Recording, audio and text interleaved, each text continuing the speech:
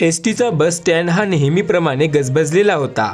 आदित्य नावाचा जो मुलगा होता त्याच्यासोबत तो धक्कादायक प्रकार बस स्टँडमध्ये घडला आहे आणि तेही एका मुलीनेच त्याच्यासोबत तो धक्कादायक प्रकार केलेला आहे.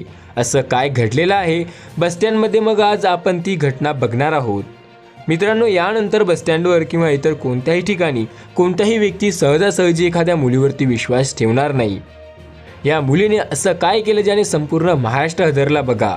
आजकालच्या मुली हे कशा झाल्या आहेत ते नक्कीच तुम्हाला हा व्हिडिओ बघितल्यानंतर कळेल. मुली ह्या किती जास्त अशा झाल्या आहेत की त्यांनी प्रत्येकाला आता हादरवून टाकलं आहे. बघा, वय वर्ष 23 असलेला आदित्य नुकताच नोकरीच्या मुलाखतीसाठी गावावरून आलेला एका कोपऱ्यात बसून पुढच्या प्रवासाची वाट पाहत होता. त्याच्या मनात नवी स्वप्न आणि भविष्याची चिंता होती. तो आपला नवीन स्मार्टफोन पाहत काही महत्त्वाचे दस्तावेज तपासत होता, म्हणजे कागदपत्र तपासत होता. तेवढ्यात एक साधी आणि नम्र तरुणी त्याच्या जवळ आली. तिचं नाव प्रिया होतं. चेहऱ्यावर थोडी चिंता होती. एक्सक्यूज मी, ती हळूच म्हणाली. माझ्या फोनची बॅटरी ही पूर्ण संपली आहे आणि मला अर्जंट माझ्या आईला फोन करायचा आहे. ती जरा शुद्ध बोलली, जरा इंग्लिशमध्ये बोलली. त्यामुळे आदित्यला वाटलं की नक्कीच हिला काहीतरी अडचण असेलच. मग ती म्हणाली, माझ्या फोनची बॅटरी संपली आहे आणि मला अर्जंट माझ्या फोनवर कॉल करायचा आहे. तुमचा फोन 1 मिनिट द्याल का? आणि ती म्हणाली, खूप मोठी मदत होईल. प्रियाच्या विनंतीपूर्ण आवाजानं आणि तिच्या निरागस चेहऱ्यानं आदित्यचा विश्वास जिंकला. स्वभावात मदत करण्याची वृत्ती असल्यामुळे त्यानं क्षणभरही विचार न करता आपला महागडा स्मार्टफोन तिच्या हातात दिला. हो, हे घ्या, तो म्हणाला.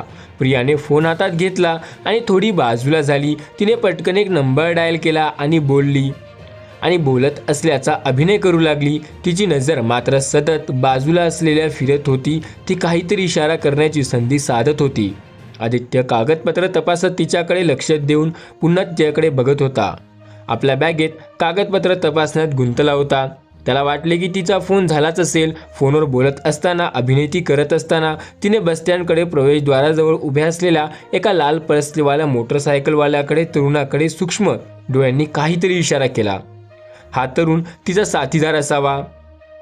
त्याने जेव्हा त्याला असा इशारा केला तेव्हा काही वाटलं नाही. हा नक्कीच तरुण तिचा कुठला तरी साथीदार असावा असं त्याला वाटत होतं. मात्र आदित्यचं आत्ताही तिच्याकडे लक्ष नव्हतं. तो कागदपत्र तपासत तिच्याकडे लक्ष देत होता. तिने फोनवर बोलत असताना अचानक बस स्टँडकडे उभ्या असलेल्या एका पार्सलवाल्या लाल पल्सरवाल्या मोटरसायकलवाल्याकडे एक सूक्ष्म डोळ्यांनी इशारा केला. हा तरुण तिचा नक्कीच साथीदारच असावा. इशारा मिळताच तो तरुण आपली बाईक आदित्य आणि प्रियाच्या दिशेने हळूहळू आणू लागला. प्रियाने बोलण्याचा अभिनय थांबवला नाही आणि मोठं नाटक केलं. आई, मी लगेच येते. तिने फोन आदित्यकडे परत दिला. न करता तो आपल्या हातात तसाच ठेवला आणि पुढे सरकली. आदित्य तिच्याकडे पाहत होता. झाला का तुमचा फोन? त्याने विचारलं. तिच्याकडे नजर टाकली, मग ती पुढे सरकली. आदित्य काही समजायच्या आतच तो लाल पल्सरवाला तरुण वेगाने प्रियाजवळ आला आणि त्याने बाईकला थांबवलं.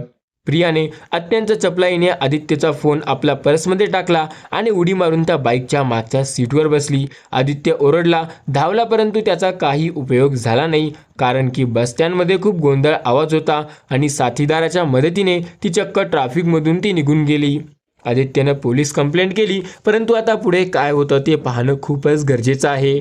अशा प्रकारे आदित्यने मदत करण्याचा एक छोटासा प्रयत्न तर केला, परंतु त्याच्यासोबत एवढा मोठा विश्वासघाती ते झालेला आहे.